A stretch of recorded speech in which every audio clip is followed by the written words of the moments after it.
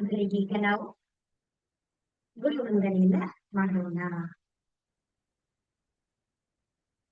ಗುರುರ್ ಬ್ರಹ್ಮ ಗುರುರ್ವಿಷ್ಣು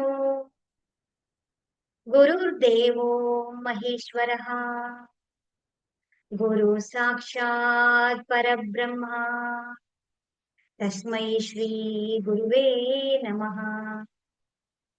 ತಸ್ಮೈ ಶ್ರೀ ಗುರುವೇ ನಮಃ. ತಸ್ಮೈ ಶ್ರೀ ಗುರುವೇ ನಮಃ. ರೇಖಿ ಮಾತೆಗೆ ಧನ್ಯವಾದಗಳು. ಬ್ರಹ್ಮ ವಿಷ್ಣು ಮಹೇಶ್ವರಿಗೆ ಧನ್ಯವಾದಗಳು. ನವ ದುರ್ಗೆಯರಿಗೆ ಧನ್ಯವಾದಗಳು. ನಮ್ಮ ನಿಮ್ಮೆಲ್ಲರ ತಂದೆ ತಾಯಿಯರಿಗೆ, ಪರಿವಾರದವರಿಗೆ, ಕುಲದೇವತೆ ಕುಲದೇವರುಗಳಿಗೆ, ಎಲ್ಲ ಗುರುಗಳಿಗೆ, ಸದ್ಗುರುಗಳಿಗೆ, ಋಷಿ ಮುನಿಗಳಿಗೆ, ಸಾಧು ಸಂತರಿಗೆ ಧನ್ಯವಾದಗಳು. ಬ್ರಹ್ಮಾಂಡದಲ್ಲಿರುವಂತಹ ದಿವ್ಯ ಶಕ್ತಿಗಳಿಗೆ ಹಾಗೂ ನಮ್ಮ ಜೊತೆಯಲ್ಲಿರುವಂತಹ ದಿವ್ಯ ಶಕ್ತಿಗಳಿಗೆ ಧನ್ಯವಾದಗಳು. ಅವರ ಆಶೀರ್ವಾದ, ಕರುಣೆ, ಕೃಪೆ ಸದಾ ಯಾವಾಗ್ಲೂ ನಮ್ಮೆಲ್ಲ ಜೊತೆ ಹೀಗೆ ಇರ್ಲಿ ಅಂತೇಳಿ ನಾವು ಪ್ರಾರ್ಥನೆಯನ್ನ ಮಾಡ್ಕೊಳ್ಳೋಣ.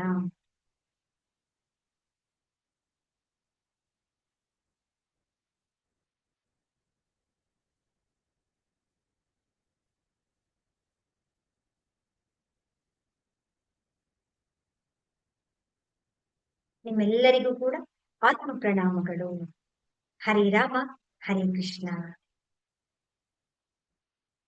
ಸೊ ಈ ದಿನದ ಕ್ಲಾಸಲ್ಲಿ ನಾವು ನಮ್ಮ ಒಂದು ಆಭಾ ಮಂಡಲದ ಶಕ್ತಿಯನ್ನ ನಾವು ಹೆಚ್ಚಿಸ್ಕೊಳ್ಬೇಕು. ಇನ್ನು ನಾವು ಅದನ್ನ ಆ ರಕ್ಷಣಾ ಕವಚವನ್ನ ಇನ್ನು ಶಕ್ತಿಶಾಲಿಯಾಗಿ ನಾವು ಮಾಡ್ಕೊಳ್ಬೇಕು ಅಂತ ಹೇಳಿದ್ರೆ ಮೊದಲನೇದಾಗಿ ನಾವ್ ಏನ್ ಮಾಡ್ಬೇಕು ಅಂತ ಹೇಳಿದ್ರೆ ನಮ್ಮ ಆಹಾರ ಪದ್ಧತಿ, ನಾವು ತೆಗೆದುಕೊಳ್ಳುವಂತ ಆಹಾರವನ್ನ ನಾವು ತುಂಬಾ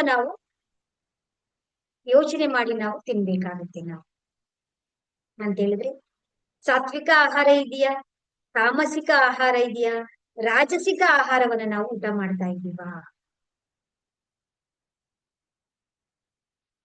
ಯಾವ ಆಹಾರ ಪದ್ಧತಿಯನ್ನ ನಾವು ಫಾಲೋ ಮಾಡ್ತಾ ಇದ್ದೀವಿ ಅನ್ನೋದನ್ನ ನಾವು ನೋಡ್ಕೊಳ್ತಾ ಬರ್ಬೇಕಾಗತ್ತೆ.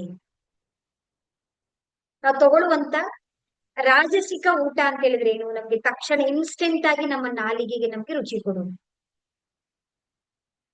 ಎಲ್ಲ ಫ್ರೈಡ್ ಐಟಮ್ಸ್ ಗಳಾಗಿರ್ಬೋದು, ಮಸಾಲೆ ಐಟಮ್ಸ್ ಗಳಾಗಿರ್ಬೋದು, ಗೋಬಿ ಮಂಚೂರಿ, ಪಾನಿಪುರಿ ಎಲ್ಲ ಏನಿದೆ ಹೇಳಿ ತಿಂದ ತಕ್ಷಣ ನಮ್ಮ ನಾಲಿಗೆಗೆ ತಕ್ಷಣ ನಮ್ಮ ಕ್ರಿಯಾಶೀಲರನ್ನಾಗಿ ಮಾಡುವಂತ ಆಹಾರವೆಲ್ಲವೂ ಕೂಡ ನಮ್ಗೆ ರಾಜಸಿಕ ಆಹಾರಗಳಾಗಿರುತ್ತೆ. ಸಡನ್ ಆಗಿ ನಮ್ಮನ್ನ ಮೋಟಿವೇಟ್ ಮಾಡುತ್ತೆ, ಸಡನ್ ಆಗಿ ನಮ್ಗೆ ರುಚಿಯನ್ನ ಕೊಡುತ್ತೆ.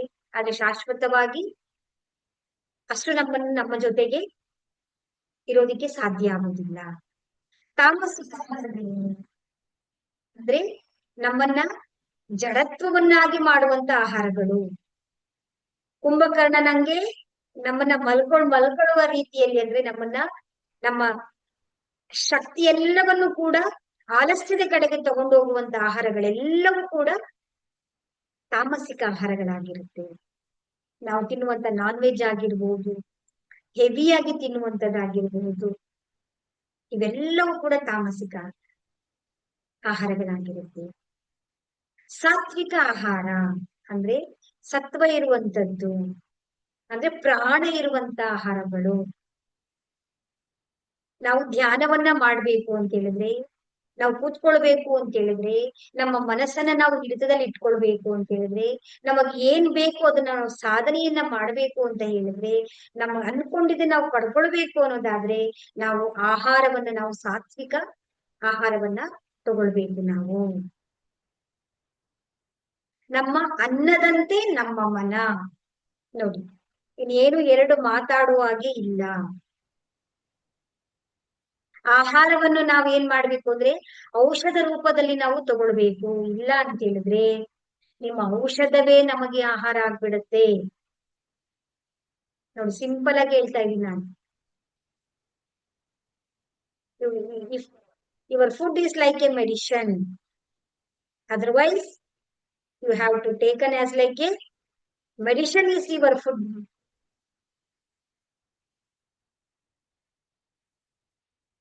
ಸೊ ನಾವು ಮೆಡಿಷನ್ನೇ ಆಹಾರವಾಗಿ ತಿನ್ನುವಂತ ಪರಿಸ್ಥಿತಿ ನಮ್ಗೆ ಬಂದ್ಬಿಡುತ್ತೆ.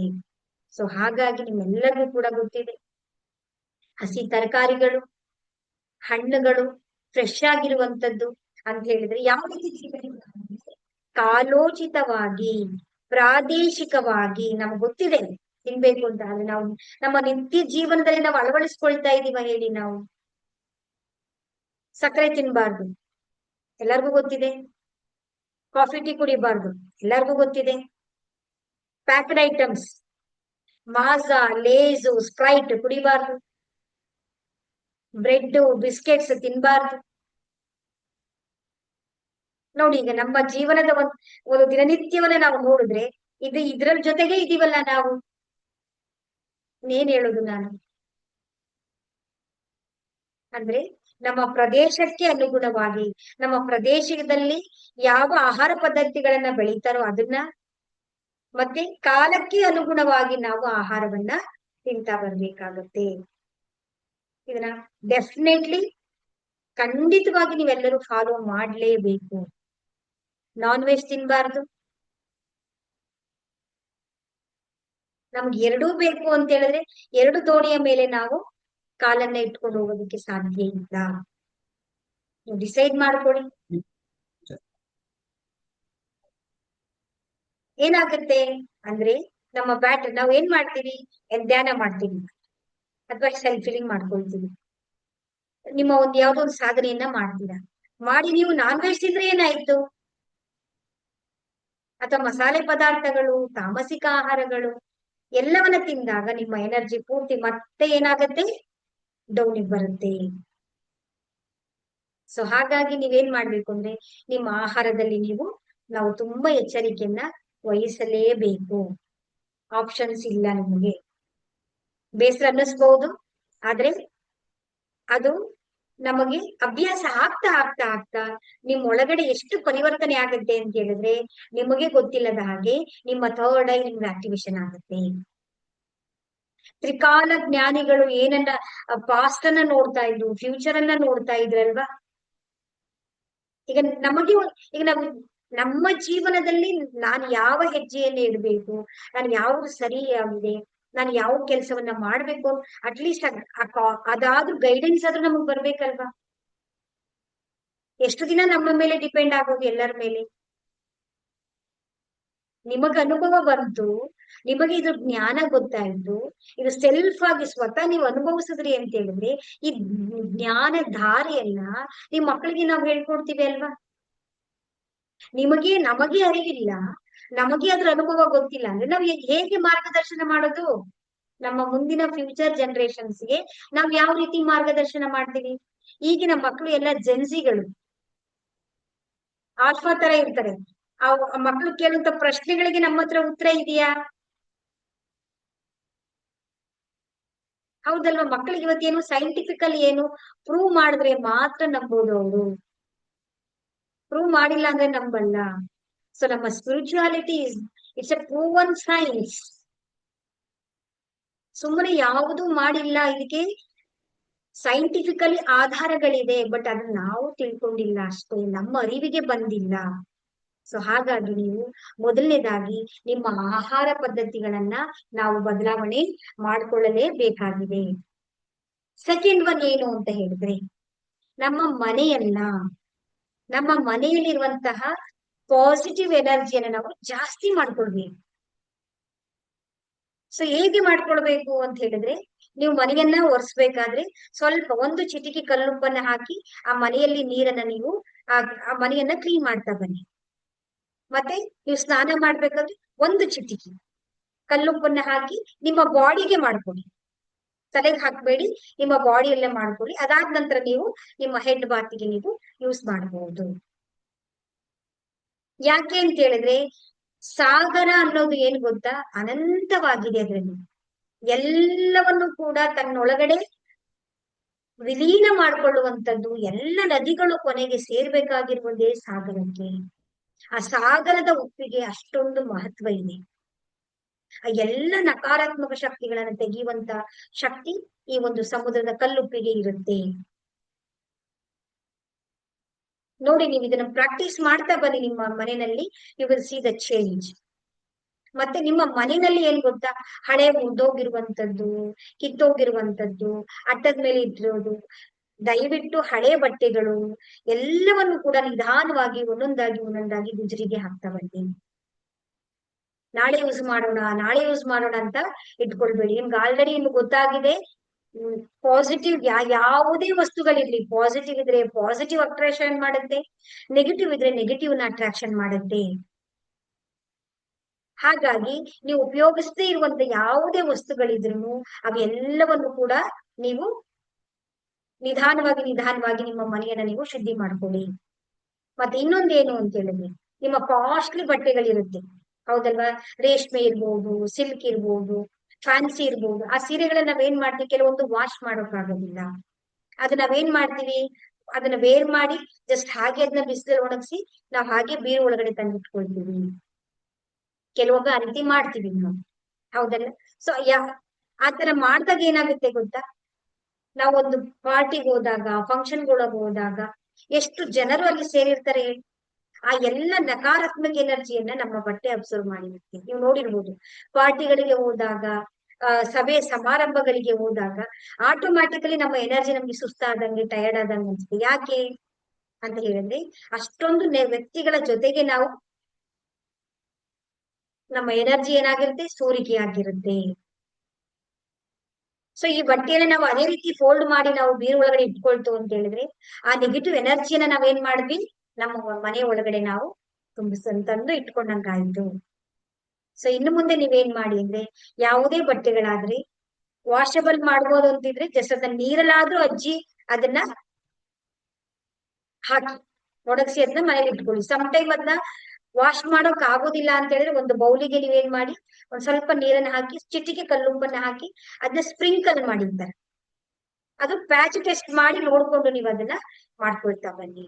ಅದು ವಾಶ್ ಮಾಡಕ್ ಆಗಲ್ಲ ಅಂದ್ರೆ ಸ್ಪ್ರಿಂಕಲ್ ಆದ್ರೂ ಮಾಡಿ ವಾಶ್ ಮಾಡಬಹುದು. ಇಲ್ಲ ಅಂತ ಹೇಳಿದ್ರೆ ನೀರಲ್ಲಾದ್ರೂ ನೀವು ಅದನ್ನ ಅದ್ದಿ ಅದನ್ನ ಒಣಗಿಸಿ ನೀವು ನಿಮ್ಮ ಮನೆಯಲ್ಲಿ ನೀವು ಇಟ್ಕೊಳ್ತಾ ಬರ್ಬೇಕು.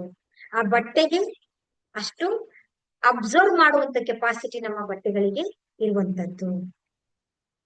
ನೆಕ್ಸ್ಟ್ ಪಾಯಿಂಟ್ ಏನು ಅಂತ ಹೇಳಿದ್ರೆ, ನಮ್ಮ ಹವ್ಯಾಸಗಳು. ನಾವ್ ಏನ್ ನೋಡ್ತಾ ಇದೀವಿ ಹೇಳಿ, ಹೌದಲ್ವಾ? ಟಿವಿ ನೋಡ್ತಾ ಇದೀವಿ, ಸೀರಿಯಲ್ ನೋಡ್ತಾ ಇದೀವಿ, ಫಿಲಂ ನೋಡ್ತಾ ಇದೀವಿ, ಹೌದಲ್ವಾ? ಮತ್ತೆ ರೀಲ್ಸ್ ನೋಡ್ತಾ ಇದೀವಿ, ನ್ಯೂಸ್ ನೋಡ್ತಾ ಇದೀವಿ ಅಂತ ಹೇಳಿದ್ರೆ, ಬೇಡದೇ ಇರುವಂತ ವಿಷಯಗಳೆಲ್ಲವನ್ನು ಕೂಡ ನಾವೇನ್ ಮಾಡ್ತಾ ಇದೀವಿ, ನಮ್ಮ ತಲೆಗೆ ನಾವು ತುಂಬ್ತಾ ಇದೀವಿ. ಸೊ ದಯವಿಟ್ಟು ನೀವೆಲ್ಲರೂ ಏನ್ ಮಾಡ್ಬೇಕು ಅಂದ್ರೆ, ನಿಮ್ಗೆ ಬೇಡದೇ ಇರುವಂತ ಇವನ್ ನ್ಯೂಸ್ ಅನ್ನು ಕೂಡ ನೀವು ತುಂಬಾ ನೋಡಬಾರ್ದು. ನಮಗ್ ಅರಿವಿಲ್ಲದೆ ನಮಗೆ ಬೇಡದೇ ಇರುವಂತ ವಿಷಯಗಳೆಲ್ಲವನ್ನು ಕೂಡ ನಾವು ನಮ್ಮ ತಲೆಯ ಒಳಗಡೆ ನಾವು ತುಂಬಿಕೊಳ್ತಾ ಇದ್ದೀವಿ. ನಾವು ಸೀರಿಯಲ್ಸ್ ಗಳನ್ನ ನೋಡ್ತಾ ಇದ್ದೀವಿ, ನಾವು ನೋಡಿ ಎಲ್ಲ ಸೀರಿಯಲ್ಸ್ ಗಳಲ್ಲೂ ಏನು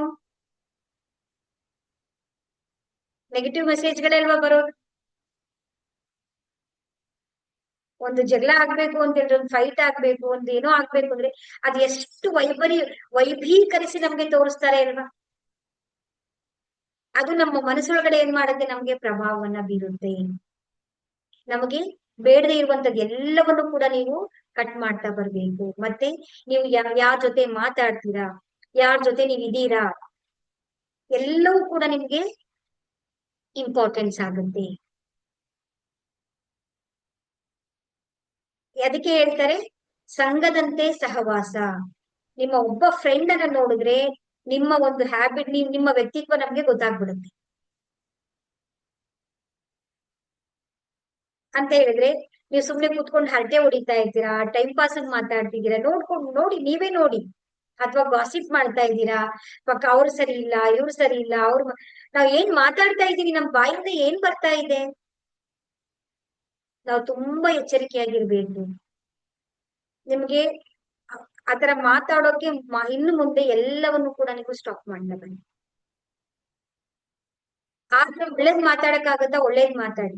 ಅಥವಾ ನೀವು ಬೇರೆಯವ್ರು ನಿಮ್ಮ ಹತ್ರ ಗಾಸಿಪ್ ಮಾಡ್ತಾರ, ಚಾಡಿ ಹೇಳಕ್ ಬರ್ತಾರ, ನೀವೇನ್ ಮಾಡಿ, ಧ್ಯಾನ ಓಂ ಚಾಂಟಿಂಗ್ ಹಾಕೊಳ್ಳಿ, ಧ್ಯಾನ ಮಾಡಕ್ಕೆ ಕೂತ್ಕೊಳ್ಳಿ. ಒಂದ್ಸಲ ಬೋರಿಂಗ್ ಆಗಿ ಅವರೇ ನಿಮ್ಮ ಹತ್ರ ವಾಪಸ್ ಹೋಗ್ತಾರೆ. ನಾವ್ ಮಾತಾಡೋದು ಬೇಡ, ಹೌದಲ್ವಾ ಹೇಳಿ? ಅವ್ರ ಹತ್ರ ದ್ವೇಷ ಮಾಡ್ಕೊಳ್ಳೋದು ಬೇಕಾಗಿಲ್ಲ ನಮಗೆ. ಸೊ ನಾನ್ ಧ್ಯಾನ ಮಾಡ್ತಾ ಇದ್ದೀನಿ, ನೀವು ನನ್ನ ಜೊತೆ ಧ್ಯಾನ ಮಾಡಕ್ ಬನ್ನಿ ಅಂತ ಹೇಳಿದ್ರೆ ಇಷ್ಟ ಇರೋರು ಬರ್ತಾರೆ, ಇಲ್ಲ ಅಂತ ಹೇಳಿದ್ರೆ ಅವರಾಗಿದ್ದು ಅವರೇ ನಿಮ್ಮಿಂದ ದೂರ ಹೋಗ್ತಾರೆ. ಇದು ಒಂದಾಯ್ತು. ಸೆಕೆಂಡ್ ಯಾವುದು ಅಂತ ಹೇಳಿದ್ರೆ, ಥರ್ಡ್ ಒನ್ ಯಾವುದು ಅಂದ್ರೆ ಮೌನ. ನಾವು ತುಂಬಾ ಮಾತಾಡ್ತಾ ಇದ್ದೀವಿ, ನಮ್ಮ ಎನರ್ಜಿ ಎಲ್ಲವೂ ಕೂಡ ನಮ್ಮ ಮಾತಿನಲ್ಲಿ ವ್ಯರ್ಥವಾಗ್ತಾ ಇದೆ. ನುಡಿದರೆ ಮುತ್ತಿನ ಮಾಣಿಕ್ಯದಂತಿರಬೇಕು. ಯಾಕೆ ಗೊತ್ತಾ? ನಮ್ಮ ಮಾತಿಗೆ, ನಮ್ಮ ಶಬ್ದಕ್ಕೆ ಅಷ್ಟು ಶಕ್ತಿ ಇದೆ. ನಾನು ಮತ್ತೆ ಮತ್ತೆ ನಿಮ್ಗೆಲ್ಲರಿಗೂ ಕೂಡ ಹೇಳ್ತಾ ಇದ್ದೀನಿ, ಅಕ್ಷರಗಳು ಸೇರಿ ಪದ ಆಗುತ್ತೆ, ಪದಗಳು ಸೇರಿ ವಾಕ್ಯ ಆಗತ್ತೆ, ವಾಕ್ಯ ಸೇರಿ ಮಂತ್ರ ಆಗತ್ತೆ, ಮಂತ್ರ ಸಿದ್ಧಿ ಆಗತ್ತೆ. ಇದು ಕ್ಲಿಯರ್ ಆಗಿ ನಿಮ್ಮ ಮನಸ್ಸಿನಲ್ಲಿ ನೀವು ಮನದಟ್ಟು ಮಾಡ್ಕೊಂಡ್ಬಿಡಿ. ನಮ್ಮ ಮಾತಿಗೆ ಅಷ್ಟು ಶಕ್ತಿ ಇದೆ ಅಂತ ಹೇಳಿದ್ಮೇಲೆ ನಾವು ಏನ್ ಮಾತಾಡ್ತಾ ಇದೀವಿ ನೋಡಿ.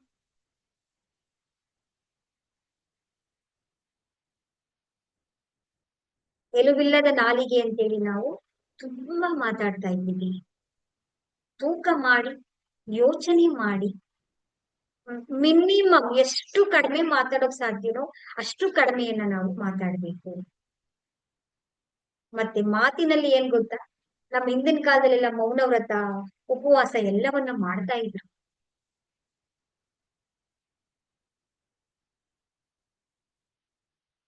ಮೌನದಲ್ಲಿ ಏನ್ ಗೊತ್ತಾ, ಬಹಿರ್ಮೌನ, ಅಂತರ್ಮೌನ ಅಂತ ಇರುತ್ತೆ. ನಾವು ಕೆಲವೊಮ್ಮೆ ಮಾತಾಡದೆ ಮೌನವಾಗಿರ್ತೀವಿ, ಆದ್ರೆ ನಮ್ಮ ಒಳಗಡೆ ಮಾತಾಡ್ತಾ ಇರುತ್ತೆ, ಮಾತಾಡ್ತಾ ಇರುತ್ತೆ, ಮಾತಾಡ್ತಾ ಇರುತ್ತೆ, ಮಾತಾಡ್ತಾ ಇರ್ತೀವಿ. ಅಲ್ಲಿ ಅಷ್ಟೂ ಮಾತಾಡ್ತಾ ಇರ್ತೀವಿ ನಾವು ಅಂತ ಹೇಳಿದ್ರೆ, ಬಹಿರ್ಮೌನ ಫಸ್ಟ್ ನಿಲ್ಬೇಕು. ಆ ನಂತರ ನೀವು ಕಣ್ಣು ಮುಚ್ಚಿದಾಗ ನಿಮ್ಮ ಒಳಗಡೆ ನಡೆಯುವಂತಹ ಆ ಅಂತರ್ಮೌನ, ಅಂತರ್ ಮಾತನ್ನ ನೀವು ಕೇಳಿಸ್ಕೊಳ್ಬೇಕು. ಆ ಅಂತರ್ಮೌನ ಏನಾಗ್ಬೇಕು ಅಂದ್ರೆ ಅದು ಕೂಡ ಶಾಂತವಾಗ್ಬೇಕು ನಿಮ್ಗೆ. ಶಾಂತವಾಗೋದು ಯಾವಾಗ? ಈ ಬಹಿರ್ಮೌನವನ್ನ ನಾವು ಪಾಲನೆ ಮಾಡಿದಾಗ. ಆ ಮೌನವನ್ನ ಮಾಡಿದಾಗ ಏನ್ ಮಾಡ್ತೀವಿ ನಾವು? ನಾವು ಒಂದೊಂದನ್ನ ತಗೊಳ್ಳಿ. ಈ ದಿನ ನಾನು ಕೋಪ ಮಾಡ್ಕೊಳ್ಳೋದಿಲ್ಲ. ಒಂದು ದಿನ ಆ ಕೋಪದ ಮೌನವನ್ನ ನೀವು ಆಚರಣೆ ಮಾಡ್ತಾ ಬನ್ನಿ. ನೀವು ಮ್ಯಾಜಿಕ್ ನೋಡ್ತೀರಾ ನೀವು. ಈ ಒಂದು ದಿನ ನಾನು ಚಿಂತೆಯನ್ನ ಮಾಡೋದಿಲ್ಲ.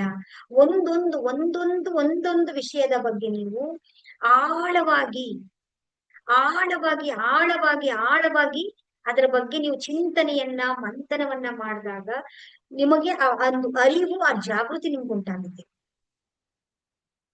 ಇದಕ್ಕೋಸ್ಕರ ಅವಾಗ ಮೌನ ವ್ರತ ಮಾಡ್ತಾ ಇದ್ದೀನಿ. ಇವತ್ತು ಮೌನ ವ್ರತಕ್ಕೆ ನಾವು ಬೇರೆ ಅರ್ಥ ಕೊಟ್ಬಿಟ್ಟಿದ್ವಿ. ಉಪವಾಸ, ವಾಸ ಮಾಡ್ತಾ ಇದ್ರು ಅವರು.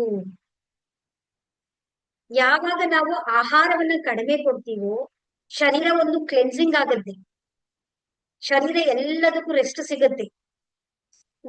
ಚೆನ್ನಾಗಿ ಅದೇನಾಗುತ್ತೆ, ಲಿಕ್ವಿಡ್ ಎಲ್ಲ ಕುಡಿದಾಗ ನೀಟಾಗಿ ಕ್ಲೆನ್ಸ್ ಆಗುತ್ತೆ, ಕ್ಲೀನ್ ಆಗುತ್ತೆ. ಎಲ್ಲ ಎಲ್ಲ ಕ್ಲೀನ್ ಆಗ್ದಾಗ ಏನಾಗುತ್ತೆ, ನಮ್ಮ ಒಳಗಡೆ ಉಪವಾಸದಲ್ಲಿ ಇದ್ದಾಗ ಆ ಪರಮಾತ್ಮನಲ್ಲಿ, ಅಂದ್ರೆ ಒಂದು ವಿಷಯದ ಬಗ್ಗೆ ನಾವು ಧ್ಯಾನ ಧ್ಯಾನ ಧ್ಯಾನ ಧ್ಯಾನ, ನಮ್ಮ ಗಮನವೆಲ್ಲ ಕೂಡ ಏಕಾಗ್ರತವಾಗಿದ್ದಾಗ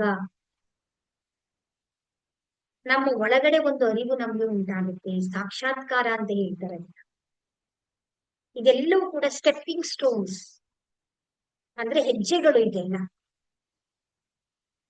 ಎಲ್ಲಿಗೆ ತಲುಪೋದಿಕ್ಕೆ? ಆ ಆತ್ಮ ಸಾಕ್ಷಾತ್ಕಾರದ ಕಡೆಗೆ ನಾವು ತಲುಪೋದಿಕ್ಕೆ ಸಹಾಯವನ್ನ ಮಾಡುತ್ತದೆ ಇದೆಲ್ಲವೂ ಕೂಡ. ಹಾಗಾಗಿ ಮೌನವನ್ನ ತುಂಬಾ ಪಾಲನೆ ಮಾಡಿ. ವಾರಕ್ಕೆ ಒಂದಿನ, ನೀವು ತಿಂಗಳಿಗೆ ಒಂದಿನ ಮಾಡ್ತಿರೋ, ಅಥವಾ ನಿಮ್ ಮನೆಯಲ್ಲಿ ಸಮಯ ಯಾವಾಗಿದೆ ನೋಡ್ಕೊಂಡು ನೀವು ಅದನ್ನ ಖಂಡಿತವಾಗ್ಲೂ ನೀವು ಉಪವಾಸವನ್ನ ನೀವು ಮತ್ತೆ ಮೌನ ವ್ರತವನ್ನ ನೀವು ನಿಮ್ಮ ಸಮಯಕ್ಕೆ ಅನುಗುಣವಾಗಿ ನೀವು ಪಾಲನೆಯನ್ನ ಮಾಡಿ, ಎಕ್ಸ್ಪೆರಿಮೆಂಟ್ ಮಾಡಿ. ನೀವು ಅವಾಗ ನಿಮ್ಗೆ ಗೊತ್ತಾಗುತ್ತೆ. ನಾನು ಹೇಳೋದಕ್ಕಿಂತ ಅದನ್ನ ಪ್ರಯೋಗವನ್ನ ಮಾಡಿದಾಗ ನಿಮ್ ಒಳಗಡೆ ಎಷ್ಟು ಎನರ್ಜಿ ಸೇವ್ ಆಗಿದೆ, ನಿಮ್ ಒಳಗಡೆ ಏನ್ ಆಗ್ತಾ ಇದೆ, ಎಲ್ಲವೂ ಕೂಡ ನಿಮ್ಗೆ ಅರಿವಿಗೆ ಬರುತ್ತೆ. It's A proven science.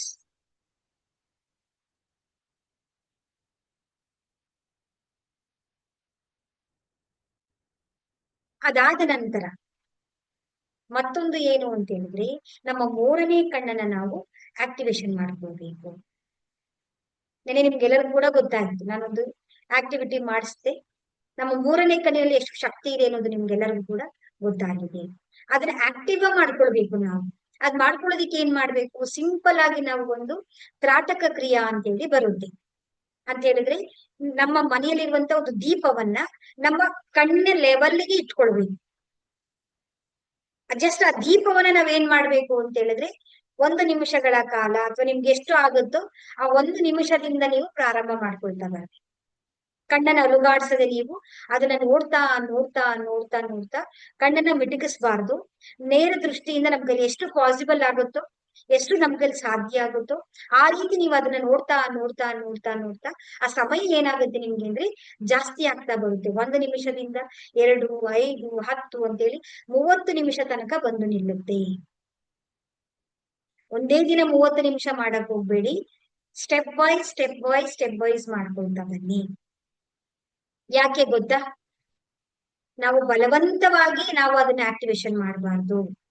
Natural ಆಗಿ ಅದು ಸ್ವಾಭಾವಿಕವಾಗಿ ತನಗೆ ತನಗೆ ತನಗೆ ತಾನೇ ಅದು ಆಕ್ಟಿವೇಶನ್ ಆದಾಗ ಅದರ ಶಕ್ತಿಯನ್ನಾಗ್ಲಿ ಅದರ ಸಾಮರ್ಥ್ಯವನ್ನಾಗ್ಲಿ ಅದನ್ನ ಅರಿವು ಮಾಡ್ಕೊಳ್ಳೋದಿಕ್ಕೆ, ಅದನ್ನ ಉಳಿಸ್ಕೊಳ್ಳೋದಿಕ್ಕೆ, ಅದನ್ನ ಬೆಳೆಸ್ಕೊಳ್ಳೋದಿಕ್ಕೆ ನಮಗೆ ಸಹಾಯ ಆಗುತ್ತೆ. ಇದು ಒಂದು ನೀವು ಪ್ರತಿದಿನ ನೀವು ಇದನ್ನ ಅಭ್ಯಾಸ ಮಾಡ್ಕೊಳ್ತಾ ಬನ್ನಿ. ನೀವು ಯಾವಾಗ ಪೂಜೆ ಮಾಡಕ್ ಕೂತ್ಕೊಳ್ತೀರಾ ಆ ಸಮಯದಲ್ಲಿ ನಾವು ಎಲ್ಲರೂ ದೀಪವನ್ನ ಹಚ್ತೀವಿ. ಅಥವಾ ದೀಪ ಹಚ್ಚಲ್ಲ ಅಂದ್ರೆ ಒಂದು ಕ್ಯಾಂಡಲ್ ನೋಡ್ಕೊಳ್ಳಿ. ಕ್ಯಾಂಡಲ್ ಇಲ್ಲ ಅಂತ ಹೇಳಿದ್ರೆ ಎಲ್ಲಾದ್ರೂ ಒಂದು ಮಾರ್ಕ್ ಮಾಡ್ಕೊಳ್ಳಿ. ಕೆಂಪು ಪೆನ್ನಿಂದ ಒಂದು ಪೆನ್ನನ್ನ ಮಾರ್ಕ್ ಮಾಡ್ಕೊಂಡು ಅದನ್ನ ಹಾಗೆ ನೀವು ನೋಡ್ತಾ ಬಹುದು. ದೀಪವನ್ನು ನೋಡಿದಾಗ ಏನಾಗುತ್ತೆ ಅಂದ್ರೆ ನಮ್ಗೆ ಒಂದು ಭಕ್ತಿ ಬರುತ್ತೆ, ಒಂದು ಶ್ರದ್ಧೆ ಬರುತ್ತೆ, ನಾವು ಬೇಗ ಕನೆಕ್ಷನ್ ಆಗ್ಬಿಡ್ತೀವಿ ನಾವು. ಆಗ ನಮ್ಮೊಳಗಡೆ ಏನಾಗುತ್ತೆ, ಬೇಗ ನಾವು ಅದ್ರ ಜೊತೆಗೆ ಸಂಪರ್ಕವನ್ನ ಗಳಿಸೋದ್ರಿಂದ ನಮ್ಮ ಒಂದು ಥರ್ಡ್ ಐ ದಿನದಿಂದ ದಿನಕ್ಕೆ ದಿನಕ್ಕೆ ಅರ್ಥ ಆಗ್ತಾ ಬರುತ್ತೆ. ಥರ್ಡ್ ಐ ಆಕ್ಟಿವೇಶನ್ ಆದಾಗ ಏನ್ ಗೊತ್ತಾ, ಈ ಮೂರನೇ ಕಣ್ಣಿಗೆ ಅಷ್ಟು ಅದ್ಭುತವಾದಂತಹ ಶಕ್ತಿ ಇದೆ. ಆದ್ರೆ ನಮ್ಮಲ್ಲಿ ಎಲ್ಲರೂ ಕೂಡ ಏನ್ ಗೊತ್ತಾ, ಆ ಒಂದು ಶಿವ ಪರಮಾತ್ಮನಲ್ಲಿ ಆ ಮೂರನೇ ಕಣ್ಣಿನ ನಮಗೆ ಸಿಂಬಲ್ ಅನ್ನ ನಮ್ಗೆ ತೋರಿಸಿರುವಂತದ್ದು. ಎಲ್ಲವೂ ಕೂಡ ನೋಡ್ಬಹುದು, ಪಾಸ್ಟ್ ಅನ್ನ ನೋಡ್ಬೋದು, ಫ್ಯೂಚರ್ ಅನ್ನ ನೋಡ್ಬೋದು, ಎಲ್ಲವೂ ಕೂಡ ಅರಿವಾಗತ್ತೆ ಅನ್ನೋದ್ರಿಂದ ಇದನ್ನ ನಾವು ಫಾಲೋ ಮಾಡ್ಕೊಳ್ತಾ ಬರ್ಬೇಕಾಗತ್ತೆ.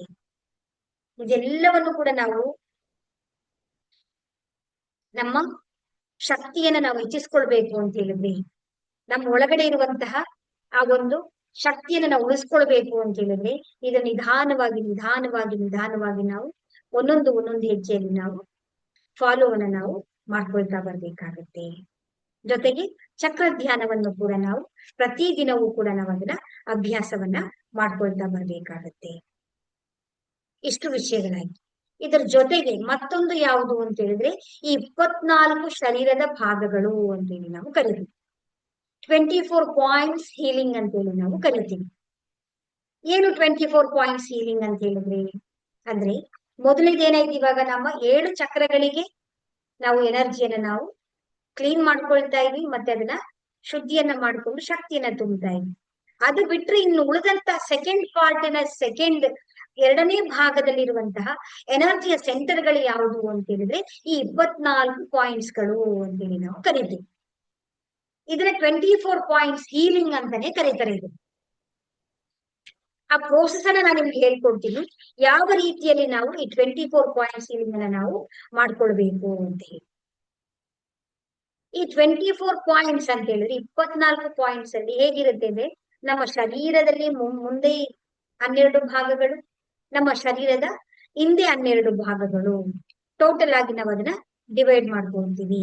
ಡಿವೈಡ್ ಮಾಡ್ಕೊಂಡು ಅದ್ರಲ್ಲಿ ಏನಾಗುತ್ತೆ ಅಂದ್ರೆ ಶರೀರದ ತಲೆಯ ಭಾಗ ಒಂದು ಪಾರ್ಟು, ಶರೀರದ ದೇಹದ ಮುಂಭಾಗ ಎಲ್ಲ ಒಂದು ಪಾರ್ಟು, ಶರೀರದ ಹಿಂಭಾಗ ಎಲ್ಲವೂ ಕೂಡ ಒಂದು ಪಾರ್ಟ್ ಆಗುತ್ತೆ. ಇಲ್ಲಿ ಹೀಲಿಂಗ್ ಮಾಡಿದಾಗ ಏನಾಗುತ್ತೆ, ನಮ್ಮ ಯಾವ್ಯಾವ ಪಾರ್ಟ್ಸ್ ಬರುತ್ತೆ, ಕಣ್ಣು, ಕಿವಿ, ಆಯ್ತಾ, ಇದು ಗಲ್ಲ, ಮತ್ತೆ ಹಿಂದೆ ಈ ತಲೆ, ಇದೆಲ್ಲ ಬರುತ್ತೆ. ಇಷ್ಟು ಪಾರ್ಟ್ಸ್ ಗಳೆಲ್ಲವನ್ನು ಕೂಡ ನಾವು ಹೀಲಿಂಗ್ ಮಾಡ್ಕೊಂಡಾಗ ನಮ್ಮ ತಲೆಯ ಭಾಗದಲ್ಲಿ ನಮ್ಮ ಮನಸ್ಸಿಗೆ ಶಾಂತಿ ಆಗಿರ್ಬೋದು, ಆಧ್ಯಾತ್ಮಿಕ ಸಂಪರ್ಕಗಳಾಗಿರ್ಬೋದು, ನಮಗೆ ಈ ಇಲ್ಲಿಗೆ ಈ ಹೆಡ್ಗೆ ರಿಲೇಟೆಡ್ ಆಗಿರುವಂತಹ ಎನರ್ಜಿ ಎಲ್ಲವೂ ಕೂಡ ನಮ್ಗೆ ಏನಾಗುತ್ತೆ, ಜಾಸ್ತಿ ಅಂತ ಬರುತ್ತೆ, ರೈಸ್ ಆಗ್ತಾ ಬರುತ್ತೆ. ಅಲ್ಲಿರುವಂತ ಬ್ಲಾಕೇಜಸ್ ಎಲ್ಲವೂ ಕೂಡ ರಿಮೂವ್ ಆಗ್ತಾ ಬರುತ್ತೆ. ನೆಕ್ಸ್ಟ್ ಏನು, ನಮ್ಮ ಶರೀರದ ದೇಹದ ಮುಂಭಾಗದಲ್ಲಿ ಯಾವ್ದು ಬರುತ್ತೆ, ನಮ್ಮ ಗಂಟಲಾಗಿರ್ಬೋದು, ನಮ್ಮ ಅನಾಹತ ಚಕ್ರ, ನಮ್ಮ ಮಣಿಪುರ ಚಕ್ರ, ನಮ್ಮ ಸೊಂಟಗಳು, ಸಣ್ಣ ಕರಳು, ದೊಡ್ಡ ಕರಳು, ಇದೆಲ್ಲವೂ ನಮ್ಮ ಶರೀರದ ಮುಂದಿನ ಭಾಗದಲ್ಲಿ ಬರುವಂತಹ ಪಾರ್ಟ್ಗಳಾಗಿರುತ್ತೆ. ಇವುಗಳನ್ನ ನಾವೇನ್ ಮಾಡಿದಾಗ ನಮ್ಮ ಶ್ವಾಸಕೋಶ, ನಮ್ಮ ಶರೀರದಲ್ಲಿ ಡೈಜೆಸ್ಟಿವ್ ಆಗಿರ್ಬೋದು, ನಮ್ಮಲ್ಲಿ ಗ್ರೌಂಡಿಂಗ್ ಶಕ್ತಿ ಆಗಿರ್ಬೋದು, ಇವೆಲ್ಲವೂ ಕೂಡ ಏನಾಗುತ್ತೆ, ಹೆಚ್ಚಿಗೆ ಆಗ್ತಾ ಬರುತ್ತೆ. ನಮ್ಮ ಹಿಂದಿನ ಭಾಗ, ನಮ್ಮ ಭುಜಗಳು, ನಮ್ಮ ಸೊಂಟ, ನಮ್ಮ ಕಿಡ್ನಿ ಹಿಂದೆ ಇರುವಂತದ್ದು, ಬೆನ್ನು ಮೂಳೆ, ಇವೆಲ್ಲವೂ ಏನ್ ಮಾಡುತ್ತೆ ಅಂತ ಹೇಳಿದ್ರೆ, ಪೂರ್ತಿ ನಮ್ಮ ಚಲನ ಶಕ್ತಿ ಆಗಿರ್ಬೋದು, ನರಮಂಡಲಗಳಾಗಿರ್ಬೋದು, ನಮಗೆ ಜವಾಬ್ದಾರಿಗಳಿರುತ್ತಲ್ಲ, ಇವುಗಳಿಗೆ ಸಂಬಂಧಪಟ್ಟಂತೆ ಎಲ್ಲ ಎನರ್ಜಿಗಳೆಲ್ಲವೂ ಕೂಡ ಅದು ನಮಗೆ ಸೆಟ್ರೈಟ್ ಮಾಡ್ಕೊಡ್ತಾ ಬರುತ್ತೆ. ಸೊ ಇದು ತುಂಬಾ ಇಂಪಾರ್ಟೆನ್ಸ್ ಆಗಿರುವಂತ ಹೀಗೆ ನಿಮ್ಮ ರೇಖಿ ಲೆವೆಲ್ 1 ಮತ್ತು 2ರಲ್ಲಿ ಸಂಪೂರ್ಣವಾಗಿ ನೀವು ತಿಳ್ಕೊಳ್ತೀರಾ. ಧ್ಯಾನ, ಇನ್ನೊಂದು ಸ್ವಯಂ ಹೀಲಿಂಗ್, ಸೆಲ್ಫ್ ಹೀಲಿಂಗ್ ಮಾಡ್ಕೊಳ್ಳೋದು, ಮತ್ತೊಂದು ಯಾವುದು ಅಂತ ಹೇಳಿದ್ರೆ ಈ 24 ಪಾಯಿಂಟ್ಸ್ ಹೀಲಿಂಗ್, ಮತ್ತೆ ನಿಮ್ಗೆ ವಾಟರ್ ಮ್ಯಾನಿಫೆಸ್ಟೇಷನ್ ಅಥವಾ ವಾಟರ್ ಚಾರ್ಜಿಂಗ್ ಟೆಕ್ನಿಕ್.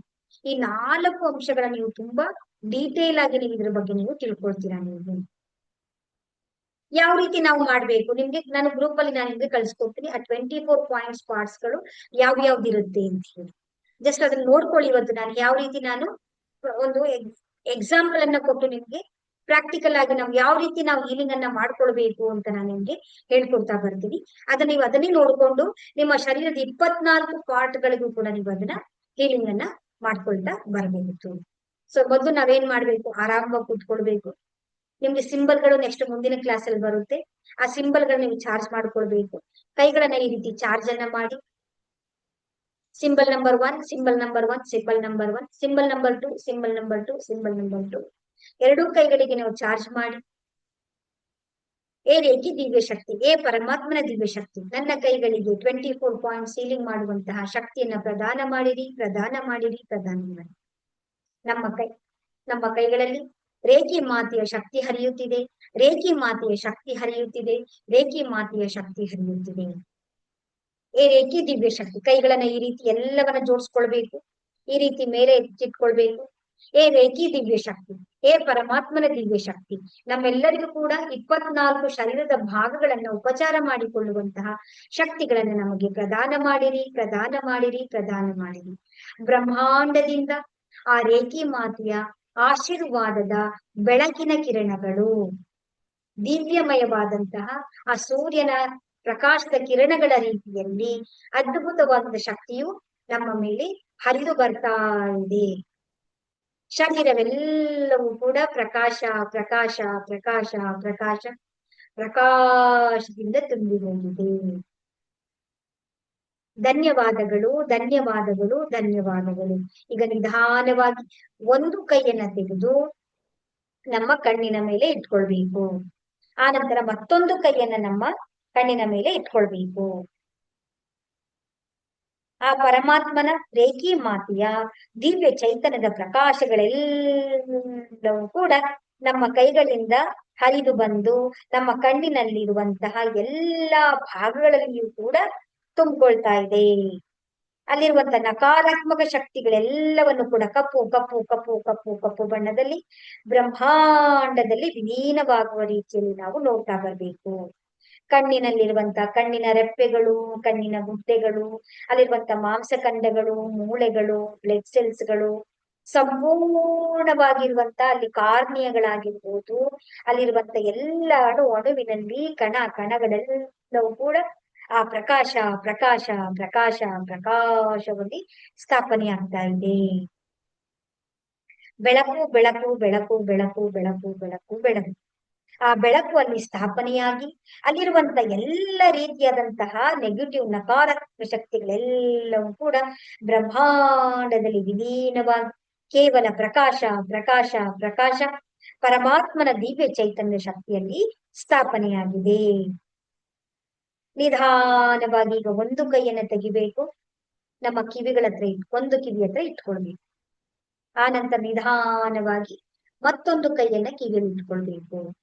ಆ ರೇಖಿ ಮಾತೆಯ ಪರಮಾತ್ಮನ ದಿವ್ಯ ಚೈತನ್ಯದ ಪ್ರಕಾಶದ ಕಿರಣಗಳು ನಮ್ಮ ಎರಡೂ ಕಿವಿಗಳಲ್ಲೂ ಕೂಡ ಹೋಗಿ ಆ ಕಿವಿಯ ತಮಟೆಗಳಲ್ಲಿ, ಆ ಕರ್ಣದಲ್ಲಿ, ಕರ್ಣದ ಒಳಗಡೆ ಇರುವಂತ ಎಲ್ಲ ಮೂಳೆಗಳಲ್ಲಿ, ಮಾಂಸಖಂಡಗಳಲ್ಲಿ, ನರಗಳಲ್ಲಿ, ಸ್ನಾಯುಗಳಲ್ಲಿ, ಬ್ಲಡ್ ಸೆಲ್ಸ್ ಗಳಲ್ಲಿ, ಅಣುವಿನಲ್ಲಿ, ಕಣಗಳ ಸಂಪೂರ್ಣವಾಗಿ ಹರಿದು ಹೋಗ್ತಾ ಇದೆ.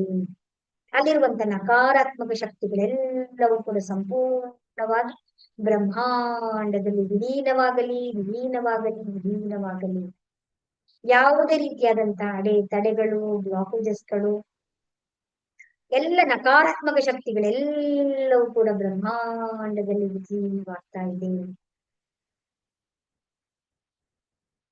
ಪ್ರಕಾಶ ಪ್ರಕಾಶ ಪ್ರಕಾಶ ಪ್ರಕಾಶ ದಿವ್ಯತೆಯಲ್ಲಿ ಸ್ಥಾಪನೆ ಆಗ್ತಾ ಇದೆ.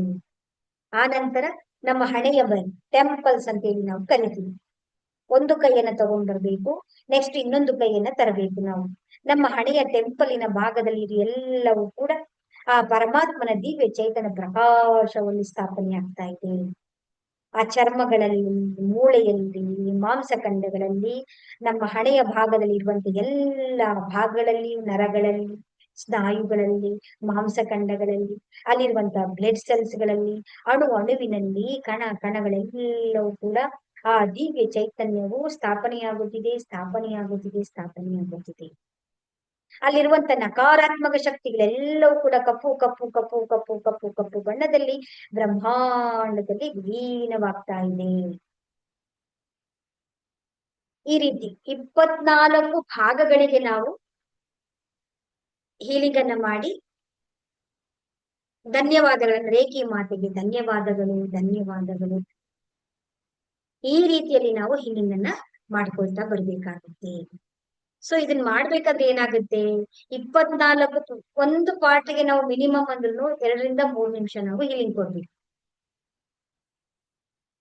ಅಂತ ಹೇಳಿದ್ರೆ ಎಷ್ಟಾಗುತ್ತೆ ನಮ್ಗೆ 1 ಅವರ್ ಮೇಲಾಗುತ್ತೆ ನಮ್ಗೆ. ಸೊ ನಿಮ್ಗೆ ಸಮಯ 1 ಅವರ್ ಆಗ್ಲಿಲ್ಲ ಅಂತ ಹೇಳಿ ನೀವೇನ್ ಮಾಡಿದ್ರೆ ಪಾರ್ಟ್ ಮಾಡ್ಕೊಳ್ಳಿ.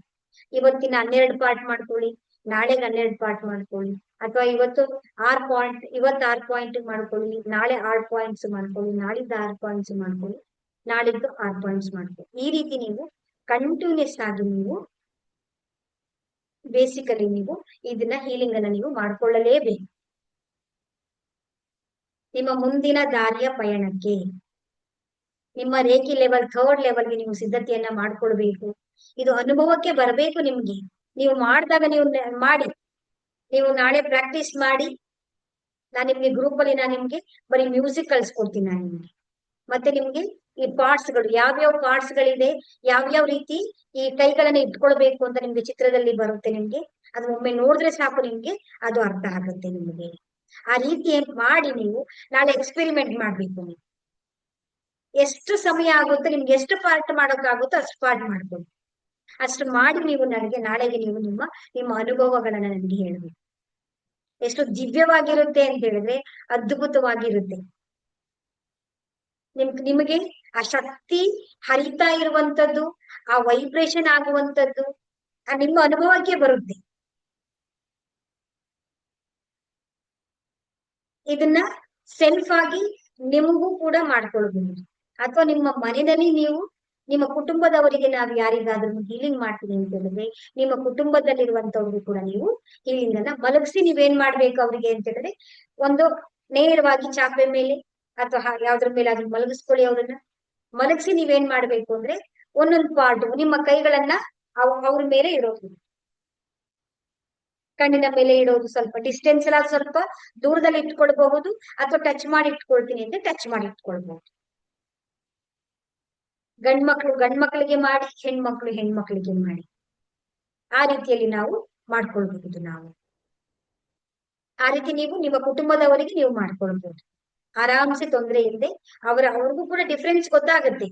ನೀವು ದೂರದಲ್ಲೂ ಕೂಡ ನೀವು ಬೇಕಾದ್ರೆ ಅವರಿಗೆ ಈ ತರ ಸ್ವಲ್ಪ ಡಿಸ್ಟೆನ್ಸ್ ಅಲ್ಲಿ ಇಟ್ಕೊಂಡು ನೀವು ಅವರಿಗೆ ಹೀಲಿಂಗ್ ಅನ್ನ ಕೊಡ್ಬೋದು. ಇದನ್ನ 24 ಪಾಯಿಂಟ್ಸ್ ಹೀಲಿಂಗ್ ಅಂತೇಳಿ ನಾವು ಕರಿತೀವಿ. ತುಂಬಾ ನಿಮ್ಮ ಶರೀರದಲ್ಲಿ ಇದನ್ನ ಬೇಸಿಕ್ ಆಗಿ ನೀವು 21 ಡೇಸ್ ನೀವು ಇದನ್ನ ಮಾಡಿ ನೀವು ರೆಡಿ ಆಯ್ತು ಅಂತ ಹೇಳಿದ್ರೆ ನಿಮಗೆ ಗೊತ್ತಾಗುತ್ತೆ ನೆಕ್ಸ್ಟ್ ನೀವು ನಿಮ್ಮ ಲೆವೆಲ್ ನಿಮಗೆ ತಯಾರಿಗಳನ್ನ ನೀವು ಮಾಡ್ಕೊಳ್ತಾ ಬರ್ತೀರಾ, ಸಿದ್ಧತೆಯನ್ನ ನಿಮ್ಮ ಶರೀರದಲ್ಲಿರುವಂತ ಎಲ್ಲ ಬ್ಲಾಕೇಜಸ್ ಗಳೆಲ್ಲವೂ ಕೂಡ ಒಂದೊಂದಾಗಿ ರಿಮೂವ್ ಆಗ್ತಾ ಬರುತ್ತೆ. ಇದ್ರಲ್ಲಿ ಯಾರಿಗಾದ್ರೂ ಏನಾದ್ರು ಡೌಟ್ಸ್ ಗಳಿದ್ಯಾ?